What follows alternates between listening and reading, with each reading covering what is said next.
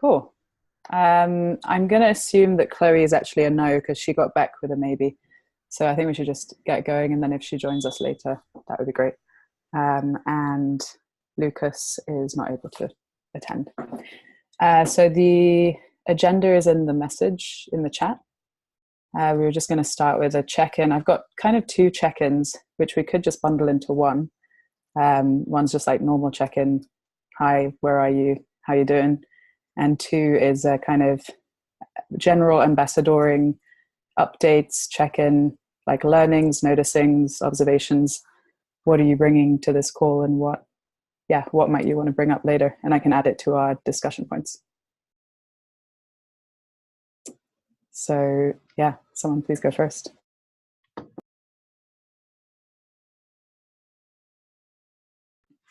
I'm happy to go. I'm probably the most firing on all cylinders this morning because today is consensus layoff day.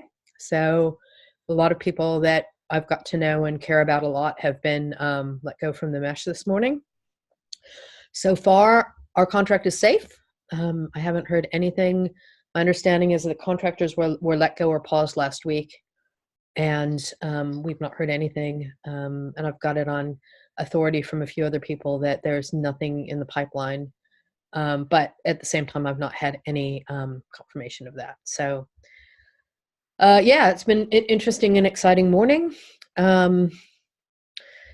Really excited to be having the ambassadoring call.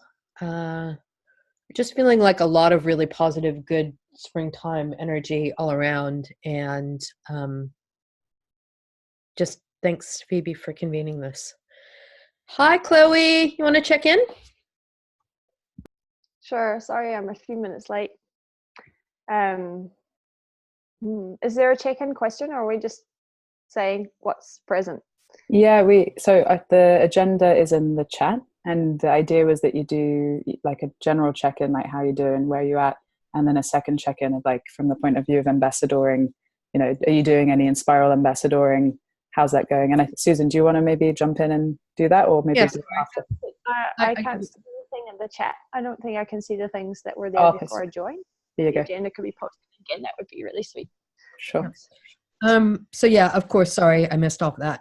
So yeah, my ambassadoring life is good. Nothing's really changed. I'm doing 1 to 2 calls a week. And feeling super good about it.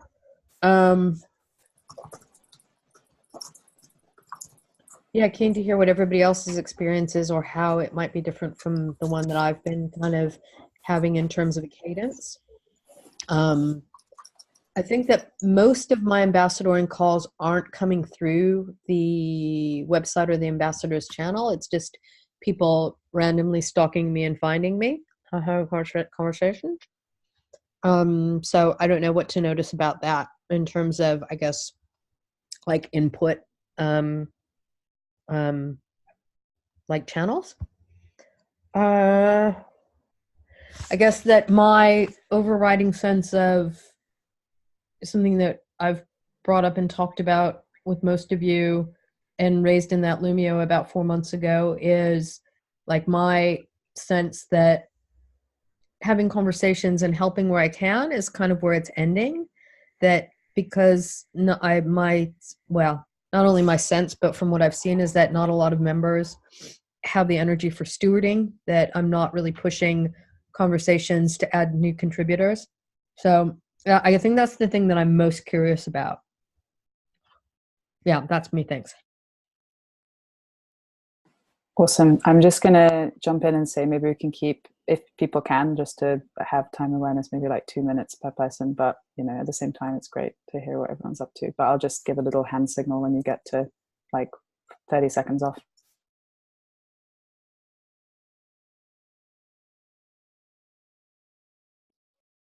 Yeah, I can jump in. Yeah, it feels, first of all, feels good to be like in this space again. And the reason that I've come back in is because at the start of November, I did a talk at a conference in Toronto about the future of work, and a lot of Enspiral was mentioned. and I'm giving another one to a big design symposium in Toronto again in January. So it kind of feels like I'm out there like talking about Enspiral again. And so connecting back in with this group felt really important. Partly to get like a more clear, like present sense of Enspiral. I've been lurking around Lumio and Slack a bit the past few weeks. I'm also hosting a collaborative practice intensive tomorrow for 4 days. And like this is all under like the future of work as human, but it's like Enspiral is like a background item to that. It's like and so another question that I'm sitting with as well is whether to somehow more concretely, explicitly link the future of work as human and Enspiral, maybe as an Enspiral venture or something. So these are like the questions that I'm kind of sitting with. Personally, I'm having a really difficult time at the moment for a few reasons. If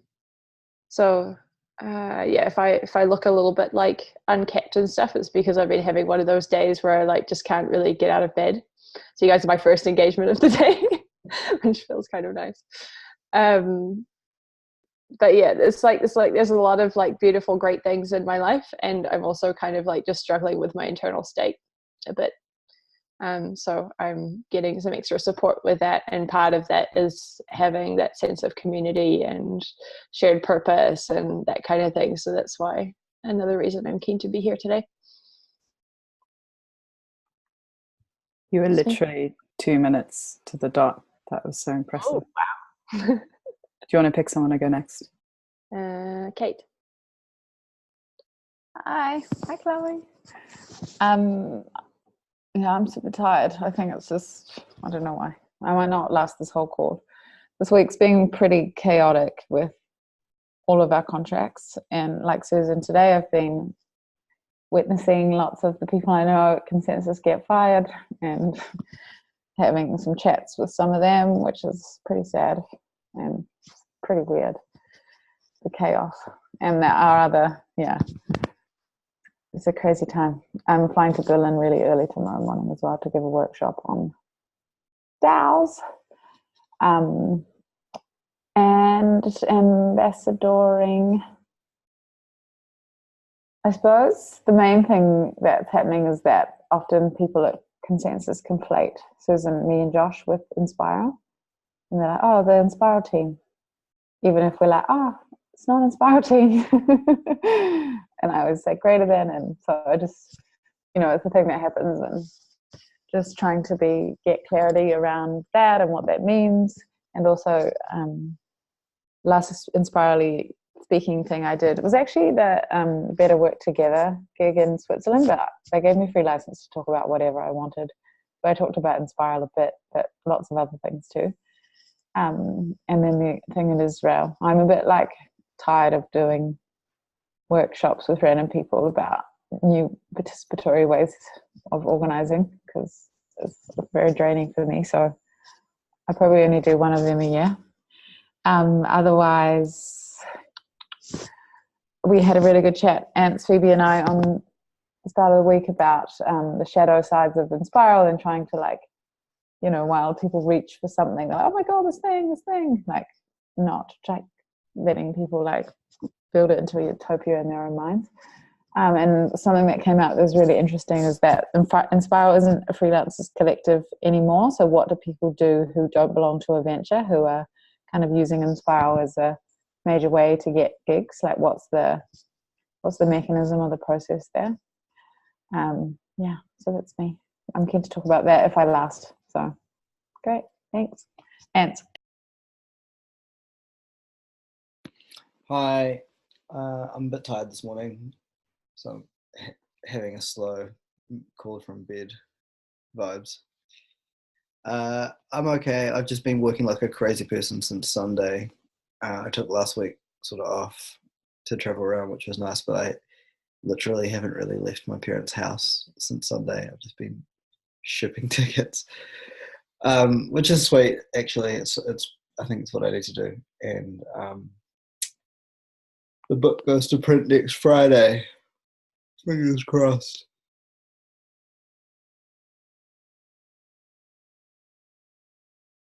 Lost your vocals. You're a mute. Yeah, Oh, accidentally muted myself.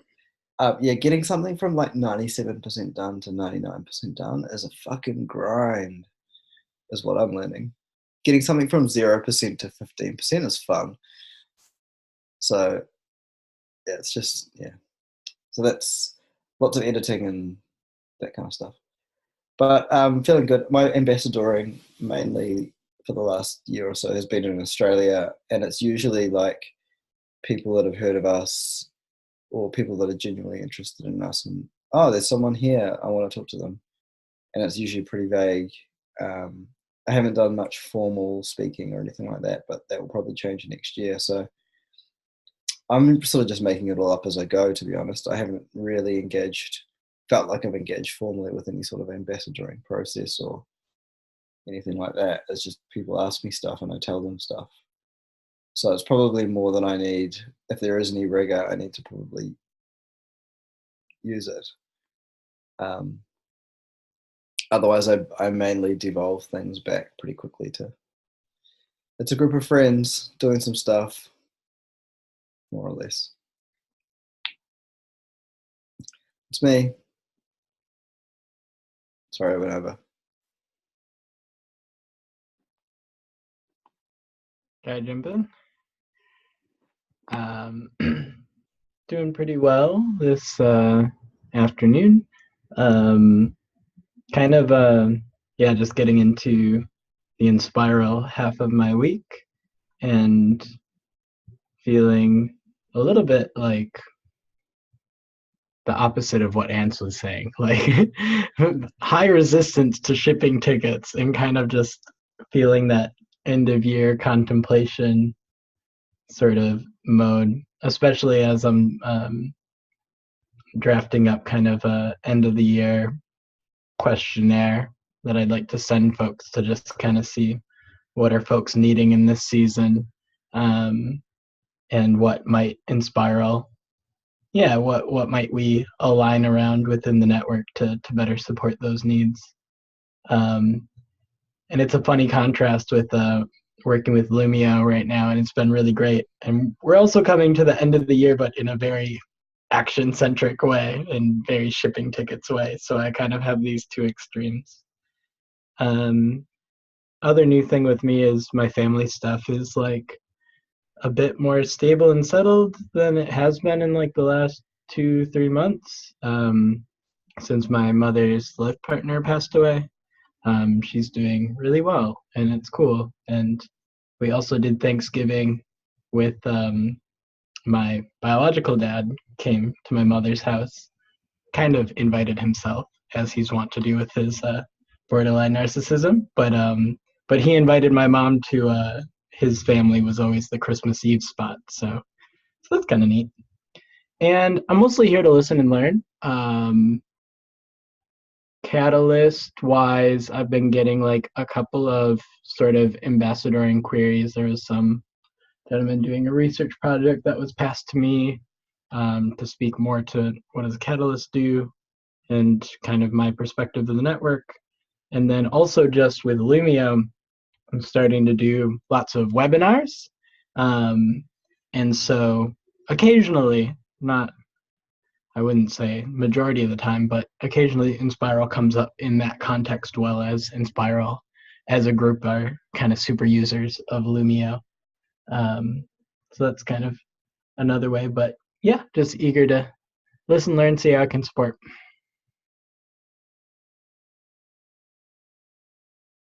Awesome. I'll jump in. If someone can take over note taking and maybe timing, I can probably time myself. Yeah, I'm just trying to, there we go, stopwatch. Cool.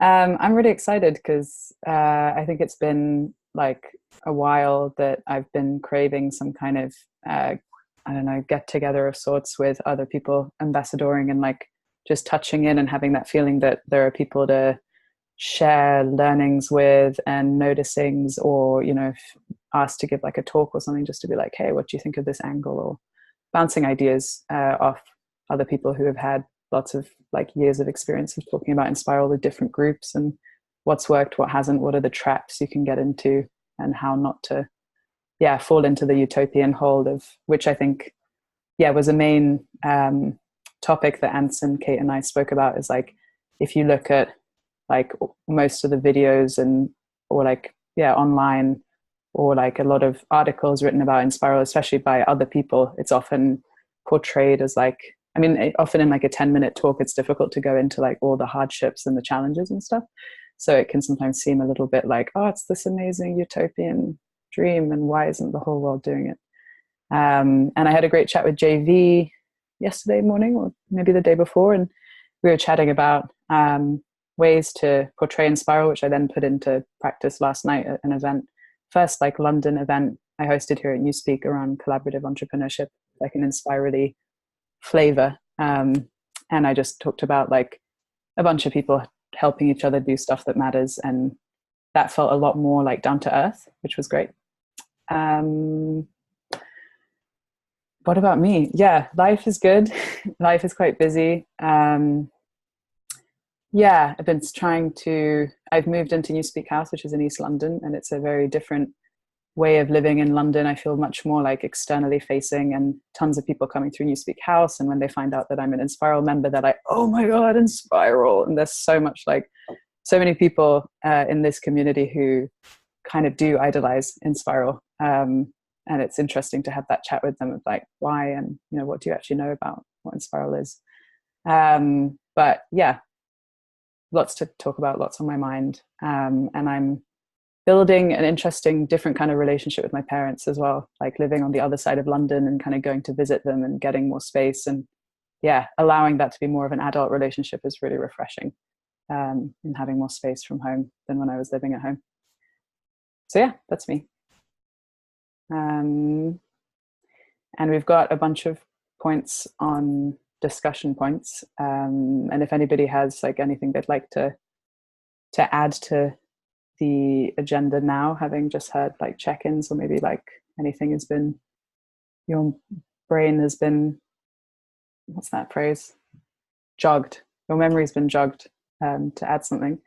But for now, I was thinking we could talk just generally about what Kate mentioned of like how to represent Enspiral to the public, and this idea of like shadow sides of Enspiral, which actually led to this idea that it could be really great to publish like an article series on like the more shadow aspects of non-hierarchical networks, or I think Anne suggested the idea of like interviewing maybe 6 members who have been part of Enspiral for longer, just about, you know, the parts of Enspiral we don't always talk about. And I said I'd be super interested in doing that. So maybe we can start chatting about that and then move on to other stuff as it comes up. I mean, I don't know. I feel a bit conflicted there. I mean, yeah, of course there's shadows, but I don't particularly see a reason why we have to lead out with that. One frame that I kind of think about now when I'm dealing with organizations, and the organizations I'm working with now are not Inspirally organizations. You know, it's like big institutions and universities and stuff like that. But it's like, okay, like management hierarchy, or like self-management, or like which set of challenges do you prefer? You know, it's like each of them like have things that they're like good for and not good for. And I think it's for me, it's kind of the same between like monogamy or polyamory. It's like which set of challenges do you prefer to operate within, and benefits, and like having it that way, which is like really non-dogmatic. It's not saying this is the way for the whole world. It's just like, this is one way that like a lot of people don't know about and don't have like access to right now, that that can be really good for some people, or for some things. And I feel really strong in being able to hold that. I'm just trying to find the presentation that I gave a few weeks ago. There's one, I guess, like one thing that I feel like Enspiral has been pretty awesome at is like being a vehicle for like human development with the kind of like future work skills that people need. With the big changes that are coming in the world. Like that's one way that I talk about Enspiral. And then I also talk about, and I wish I could find it. I don't know why I can't find it. That there's basically like three things that we do, that we've done a lot at Enspiral, or that I promote.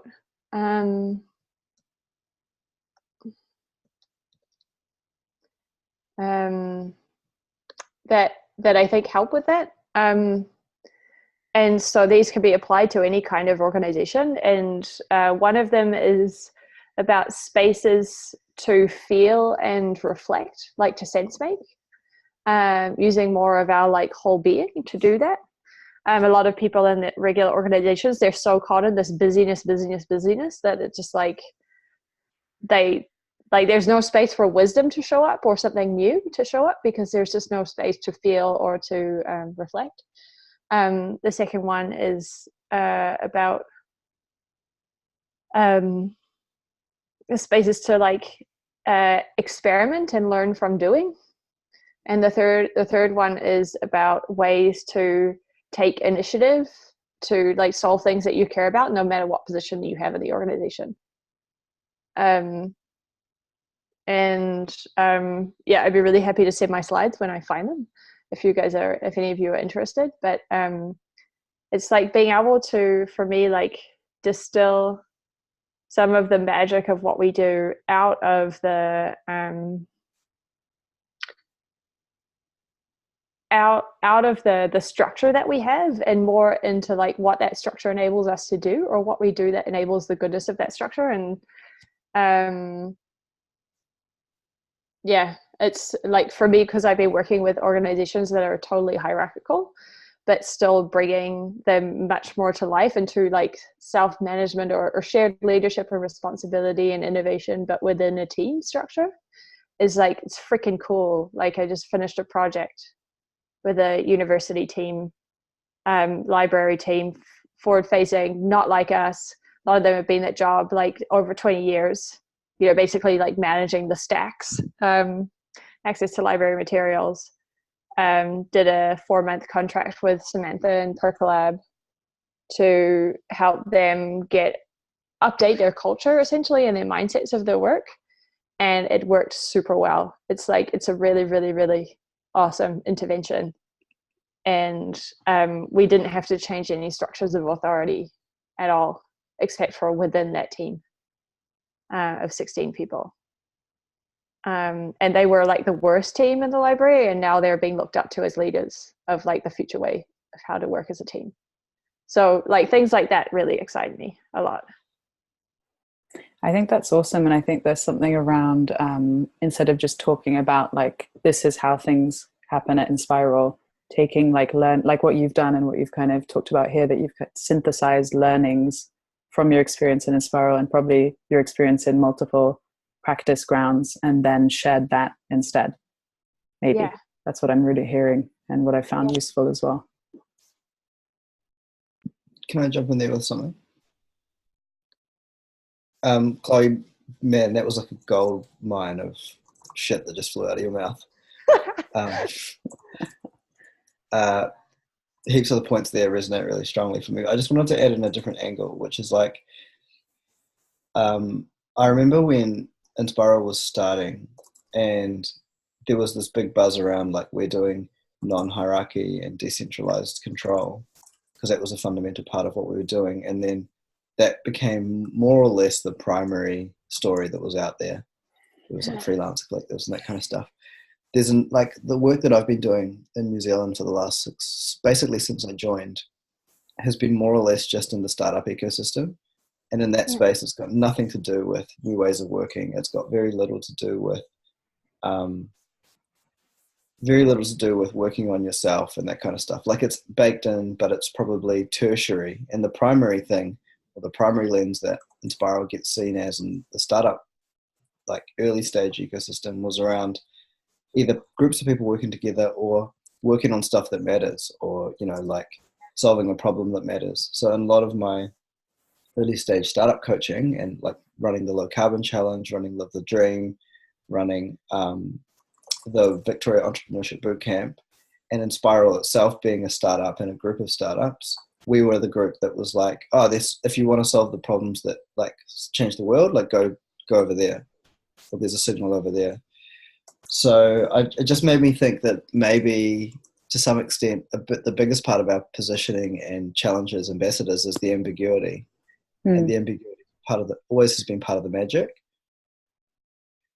And depending on who you are and who you're talking to, you're going to get a different view and a different strong resonance of a different theory of change. Like there's some meta themes, but I'm wondering about the provocation of maybe that has to remain part of it. And if everyone's just honest and not hypey, the end result will be good. It'll just be different in different places.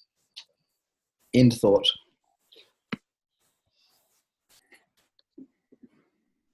Kate?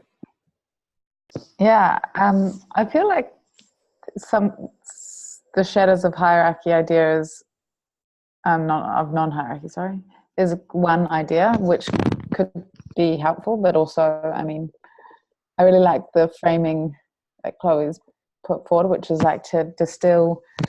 It's not necessarily Enspiral is this, it's just kind of like Enspiral has been good at doing these things, which is like those three things sounded quite accurate from where I'm sitting. I think like a problem is that, in building on what Ant said, is that people just project their own reality and their own experience onto the thing you're talking about, and then they assume, like what happens often with large organizations is they're like, well, these people here are doing it, you know, they must be kind of similar to us. They just project that that onto Enspiral, where it's like, this is completely different. There's some crossovers and some similarities in some places that what our context and history could help, but also the context is extremely different. So I feel like it's actually on us, if we're dealing with an organization that's fundamentally different, to like try to relay those differences. So because it happens, well, consensus is actually slightly more similar, but people are always like, well, did it work? You know, like, did what work? And what they're asking is like, were you able to, you know, achieve our mission? Like, were you able to scale and build and scale and sell highly, you know, successful software tools and do it in a self-organizing way? And it's kind of like, not really. But we did do some things really good, which was like, you know, for me, like build an incubator for people to learn about how to work on themselves, how to be in alignment with other people, how to do great things without lots of command and control, autonomy, and participatory culture. And that's where, I think it's just like on all of us to like try to make those clarifications. And I do really like the idea more of like maybe coalescing around, not like ambassadors all have to be like, okay, these are the 3 messages that we tell people, but like just getting some of that language in there about what Enspiral has done well. And I think one of the good things that Douglas Rushkoff interview did was like really non-hypey. It was like, just some people trying stuff, and like that. So that narrative and that tone of like, and that kind of has come into the book editorial, I think, somewhat, which is like, there's some cool stuff, but there's also just a lot of hard work and like some values that people are aligning around primarily. So there could be like some kind of deck or document that we produce where we distill some of these narratives that are there, because otherwise, you know, everyone tells a different story, and like, you know, random stuff comes out, which is like 150 people, like 15 startup ventures, and then, you know, people start to like create their own narrative around what that is. Whereas if we're like telling these, you know, Enspiral was good at doing this, and like this is why, and this is how, and this is like an example, that's quite grounding in a way. Yeah, Susan, you go. So a couple of things that are coming up for me really strongly, and I know that most of the people here have carry baggage around the phrase labs, but I think that that's really what Enspiral is. It's a social lab of new ways of doing business together and working together. And yeah, I mean, magically, Doug Rushkoff seems to have articulated that really well. I think that when you guys all see the final book, there is a huge kind of bias to that. Like, these are some things we tried. This is what worked for us. And I really feel like maybe the answer is to more emphasize, that this isn't a finished thing. And it's just a lab where we continue to iterate and do experiments.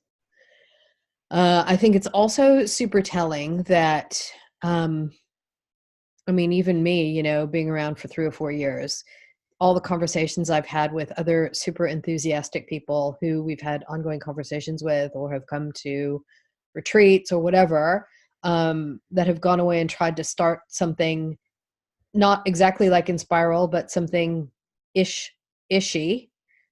I don't see any examples of that having worked, and I'm super, super interested in about what that means. What about Jeannie? I mean, I definitely see some people that Rich has but talked to who take inspiration in. So I agree with that, but I don't know how much you know about Ginny, but Manuel is one person within that. And he, from what I can see and from the conversations I've had with him, he's driving that all himself. So it's not so much that the organization is coalescing around trying to create something together. It's more one amazing human just doing it. Yeah. I would say I have, the more I look, the more I find little like other examples. I feel like it's kind of like looking under rocks and being like, oh, here's another mushroom. Like when I was in Sweden and went and connected with Chris, or like Kate, you posted recently about an organization that had a name like Nothing or something. It was like quite a weird name for a company. But like I'm surprised at how many there are that don't have a signal like Enspiral has in the world. But I totally hear you, Susan. I think Enspiral is totally unique. I got a lot of energy from the last call with Ants and Kate, where at first we were just like, I can't remember if it was Kate who brought the point around, having more awareness of like giving the full picture of Enspiral, like shadow side and stuff. And I got a lot of energy from thinking of like things that we as the ambassadors group could like work on together. Like one example that came up was like maybe we could have like a 1-page PDF or like a document that we keep up to date on like the current numbers, or just some things that we converge on that are facts. I don't know, for people who go and want to give a talk about Enspiral. Another thing that came up was the idea of having like ambassadoring stewards, where like we could have stewards within the ambassadoring working group, where we could just specifically partner on this stuff and like peer-to-peer coach or share stories. I'd be keen for that if anybody was keen to do an ambassadoring stewarding relationship. And with I would say the idea of the article series or the interviews, I don't know how that would create like energy, or like what kind of energy that would create, like, or whether there's some way of I'm keen to if that's something that feels needed, or like some piece of writing that could add a more colorful, full-bodied perspective on Enspiral and like the goods and the bads, the highs and the lows. I'm happy to do that, but I don't know if that's necessarily the right intervention. I'm really keen to hear more thoughts. Yeah, I don't know if it is either, but just a clarification. I think what I was understanding was that any around ambassadors having steward is not that we would steward each other, but that we need to make sure that anyone that's ambassadoring has a steward. That's probably, and also for new members, that was the other thought that came to me as well. Like all new members should have a steward and all ambassadors should have a steward, because those are like Yeah, well, ambassadors obviously are like portraying Enspiral, but if it was someone like had been around a while or a member, that would be good as well. Does everyone here have a stewarding relationship? Me, Ants, you're actually my steward, you know that. I have like multiple. I don't know if I have an official steward, but I have like multiple non-official stewarding relationships. I've got one with Natalia from Dowstack, which is obviously not that supportive for this stuff. But other than that, I would say maybe Sandra. I think it should be official, just because if it's official, it's like it becomes entrenched. It's like something that, you know, if suddenly Phoebe, you're out there being like, Enspiral is a venture capitalist fund that has $100 million, I can be like, Phoebe Stewart, can you please talk to her about this? Whereas if it's just like, I don't know who your steward is, then I don't really have that option. I mean, if that happened, wouldn't you just speak to the person directly? I don't understand. Yeah, you would, but not necessarily. If it's something that I just didn't feel like, you know, I had time for, or I didn't know how to address it, it would, like, that's, you know, the purpose of a steward is that they're there just in case we need to use that mechanism. Oh, that's like totally not how I thought about stewarding. It's a safety line, right?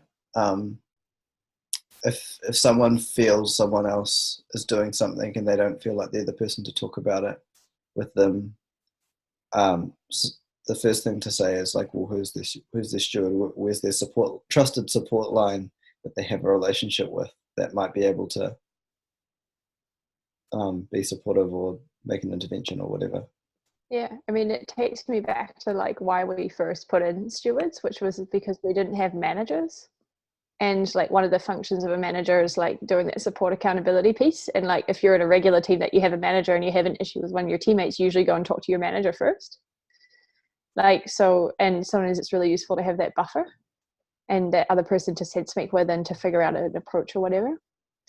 So yeah, it's just a bit and I would say in terms of, I don't think this supplants a default of like direct communication, or like when you have a tension or a conflict with someone, that if you feel able or comfortable enough to approach them, you should, and not necessarily, you know, kind of that principle of subsidiarity, deal with the problem at its most local level. But I think when it comes to bringing the brand out into the world,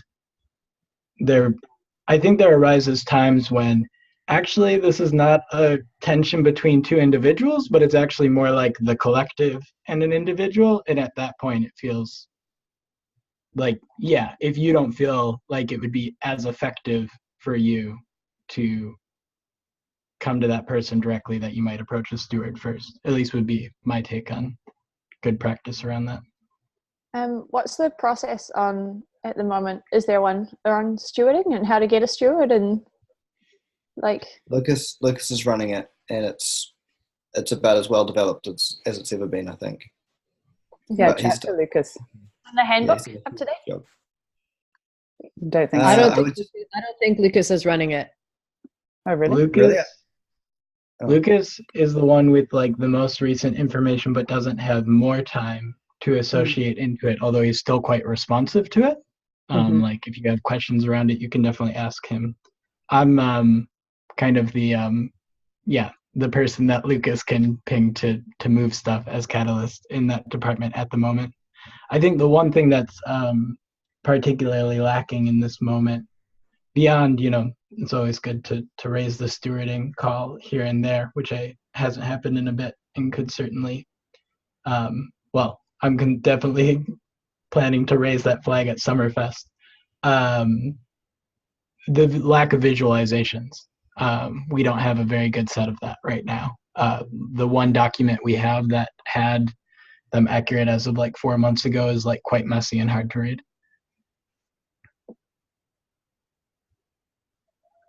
I just FYI, I remembered that Lucas and I agreed to be official stewards, so he is my official steward. Gonna kickstart the process of getting a steward.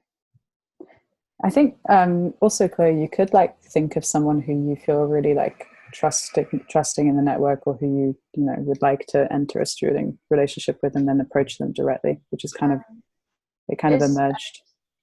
One question on clarification is like stewarding Is it a two-way relationship or a one-way relationship? Like if I ask for a steward, are they just stewarding me, or am I also stewarding them? It's One always way. been a one. Yeah. Yeah. And I guess Yeah, I guess just Yeah. sorry, just saying, Phoebe, if I don't know if we kind of agreed in this cohort that ambassadors would have stewards that weren't ambassadors. So in which case, maybe Lucas. No, I don't think that was a constraint. Like you're a steward, because I think Ants is Kate's steward, and I don't see any reason why. I think it would be helpful. Yeah, can only see it being a positive. But correct me if I've got blind spots. Well, that's not what I heard Kate say. So that's what I'm sort of. What did I say? You said maybe it would be a good idea if our stewards as ambassadors were not also ambassadors. Yeah, I mean, whatever. It's fine, I suppose, if you've got an ambassador who you trust, and if they're another ambassador, a steward who you trust, and if they're another ambassador, that's fine. But also, if you've got one that's not, that's also fine, I think. This reminds me a little bit of a because we could go round and round for a while. This reminds me of a challenge that the Value Web were talking about recently, and they were talking about a model used from Aboriginal Australia, which is where when people go out and do stuff, they have to check back in with a story keeper. And a story keeper is someone who's an elder or someone who's like, I guess in our context, it's a member. But I think it's probably less people than we have as members, and it's probably like 4 or 5 people that are like story keepers. And so they're the people that are the other end of the tether of the safety rope for people out there in the world floating around, talking about it, operating in hype fields and moving through new landscapes. Like, I wonder if somebody like Sylvia, as just a run-of-the-mill contributor now, would be the type of person to do that role. Yeah, it's someone who's got some bruises. Someone who's got some bruises, and there's nothing other than they've been there and been through some shit and been there long enough. That means that they're qualified and justified to do it. It's nothing about them being necessarily special or a member or a contributor or even in the network anymore. But like, aren't you saying it should be more than one? Yeah, it should be more than one, but it doesn't have to be.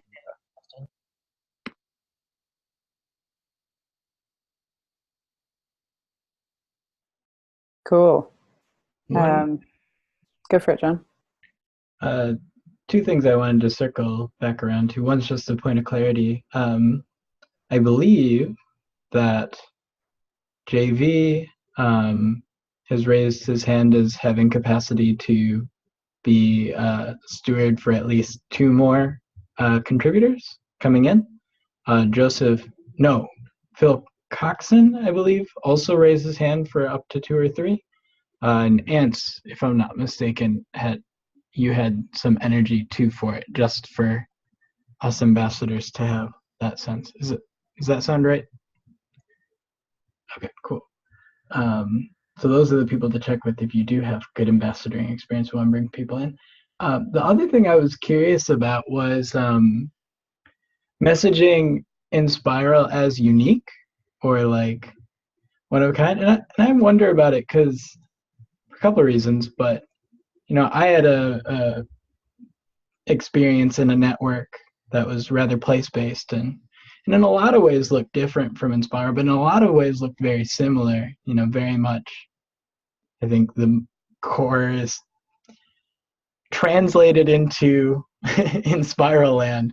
Their mission statement looks very much like more people working on stuff that matters, very developmental focus, a group of groups collaborating across. And they weren't inspired by Enspiral, and I wasn't sure if that was your point, Susan, but I just wonder if it's, Enspiral Whakapapa's back to a lot of different experiences and other organizations that our members have been inspired by, as do some other examples that I think do share qualities, even though might be by very different names than ours. And so, yeah, I just wonder how people go with that, or what's the value of portraying Enspiral as unique versus, we're a good example of these certain things, and maybe we look unique, but we're actually just human practices that have come together in a unique way, as every organization's unique. And then also, like, how do we do kind of that heritage piece of like, we didn't create this stuff to begin with, like we are, privileged and honored to like carry this stuff forward into the world and be particularly good at storytelling, and in a position like having that positionality to reach a lot of people with our story. So I think, John, I practice that all the time, right? Like that's my instant deflect when, and I guess the consensus is just the top of mind. A recent example is, we love the way that, all of our trainings by Enspiral are the most embodied. And my automatic response is, it's not Enspiral. And I don't use the word fuck up papa, but I say we take back from all the traditions, right? We just happen to mix them in a particular way, right? And in that way, we're unique. I would never say that, oh my God, we are like the only example of this in the world. But I think that it is important to notice that our particular mix of these traditions is unique for us. Doesn't make it better or worse or the best or the most. I would go further than that and say I don't think we have a particular blend. I think that's just your blend, Susan. It changes every day, right? Yeah, you're right. So there's no Enspiral magic herbs and spices and blend. There's like Susan Basterfield doing some shit. Because I don't use that blend. That's not my blend. And even like in the Summerfest coming up, like we've been eating the Billy blend for a couple of years, but this year we're going to eat the rich Nati Lucas blend willingly.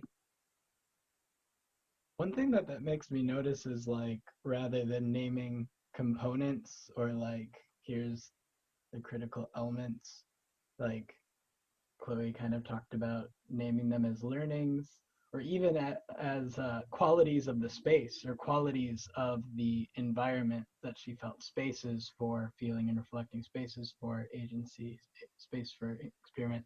And I think Rich's presentations have a slightly different but slightly similar. He tends to be more declarative in his presentation generally, pros and cons to that, but like his circles of harmless organizing has kind of a similar flavor to it. It's like, these are learned patterns, from my subjective lens, but this is what I've taken out of Enspiral that I can share with you all, and I can share some anecdotes of why they pertain to this group and why we associate them with Enspiral.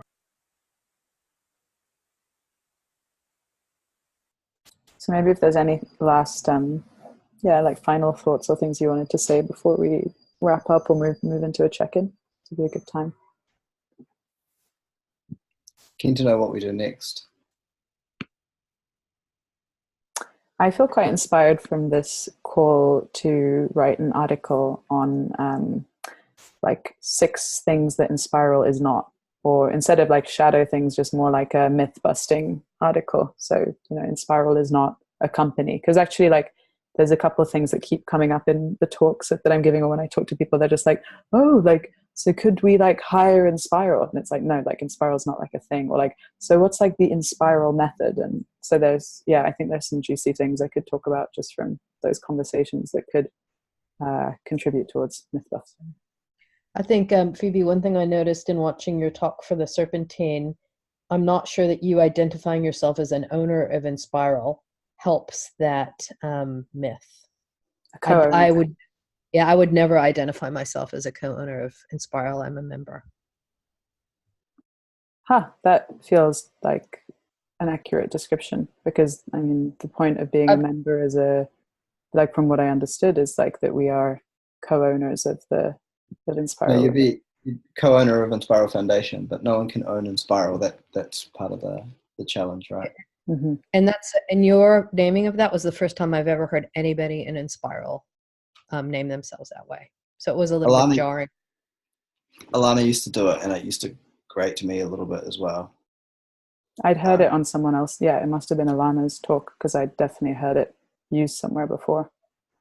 But it's like she used to say she's the director of Enspiral, and I'd be like, I mean, a lot of people had reactions to that, but it still comes up, and it's like, no, you're a director of Enspiral Foundation, which is very different. Enspiral is a thing you belong to, not a thing that you own or co-own or anything. Yeah, and I mean, I go as far as I'd never introduced myself as a director of even the foundation. I think that representing as a member feels most authentic to me, but that's just me. Susan, there was like the Israeli people were talking about you being the CEO of Enspiral, and I wondered whether that was like a weird an example of like myth busting. They made that up. I have no idea where that came from. And I'd not seen that in they must have made that up. Didn't come from anything I'd said or thought.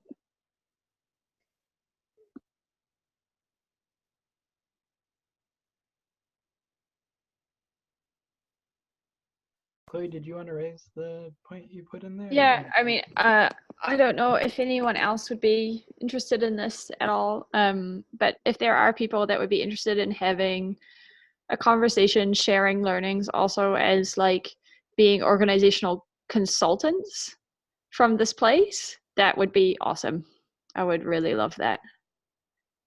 I'm up for that anytime, Chloe. Cool. Yeah, totally up for that, Chloe. Mm-hmm.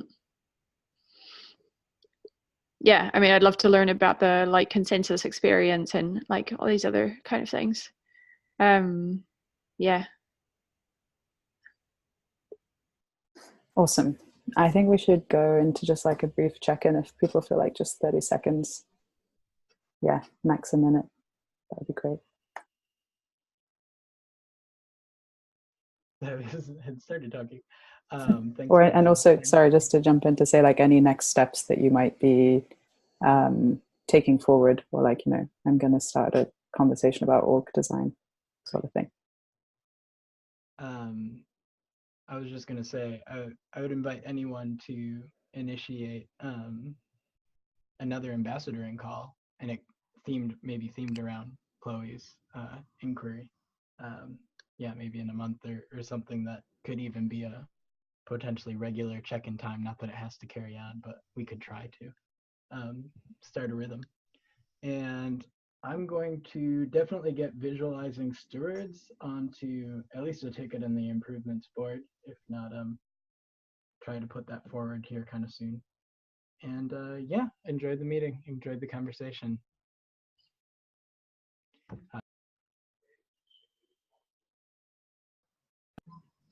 Jump in. I think this was really juicy. I think we covered a lot of stuff, and I'm glad to have touched base with other people doing this kind of work in the world. And Chloe, I'd be really excited to share, because I also think it's interesting having people who work, you know, in different contexts, like Enspiral, Percolab, independently, you know, other consulting gigs or like companies. So I think that'd be really cool to also just compare, like, how do you represent when you're actually like, you know, not just Enspiral, you're also Percolab or something else. And that's like an open question for me, like sharing experiences around that.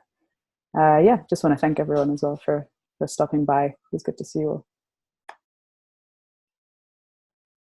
Yeah, I'm really glad to have joined today, and really appreciate the conversation. One like noticing that I'm taking away from me is it seems like, and I remember this from like being close to the core as well, it's like the closer you are to like the middle, the center of Enspiral, like, you know, the frisson at the middle, like the more important it seems to feel to be like critical of it. And then as you get further away, you can kind of, and to not see it as a utopia. And then I know as I've gotten further away, it kind of seems like, notice this with other people as well, it's like there's more comfort with like being more celebratory. So that's just like one thing that is like kind of pricked up my attention today, and that I'm curious about. But yeah, really keen to keep in these conversations. I'm also going to be in the Zoom tonight, with talking about Rich's articles. So I'm curious for that as well. Yeah, and look forward to more conversations with all of you in this space. Yeah, thanks. This was great. Thank you so much for convening this. And I mean, I just want to say I appreciate this sense of not wanting it to be utopia, but I don't want to apologize for my experience either. I don't want to apologize for the fact that Enspiral and this group of humans is where I choose to create and manifest my good stuff into the world, and where I earn my livelihood, and where I do my ongoing development and process my shadows and do all that shit. I never want to have to apologize for that. So yeah, that's just what's coming up for me. I'm reminded that we never solve this. We just update our mental models as we go, and it just boils back to honesty. So it's just be authentic, be honest, and make some mistakes, and keep doing that. And we keep updating our mental model. And it was slime mold 3 years ago, and now it's something else that's not quite slime mold and not quite something else maybe, and it's always going to be that. So just, yeah, it was good. Thanks for the chance to come in and reflect. Yeah, this is good. Thanks, Phoebe. Thanks, everyone. Good to hear different viewpoints. And yeah, I echo what you say a bit, Susan. It's true. I was thinking about it yesterday. I was like, yeah, so nice, Enspiral. So there's that, and then there's and then just people's constant need to reach for things that are outside of the dominant totality of society and life and work. But also helping them reach for something that's not beyond reach and never manifest, because it's impossible. It's this golden apple at the top of the tree. Yeah, I'm really tired. I'm gonna go to bed. Bye. Bye. Take care, Kate. Have a great sleep. Thanks, Yeah, Chloe. sleep well. Bye. Yeah, Chloe, nice to see you in more and more of the calls, and really, yeah, excited whenever we get to see each other in person. I'll add some more of my paper notes to the note stock too, by the way. Oh, sweet. Yeah, feel free to add to notes, everyone. Bye, y'all.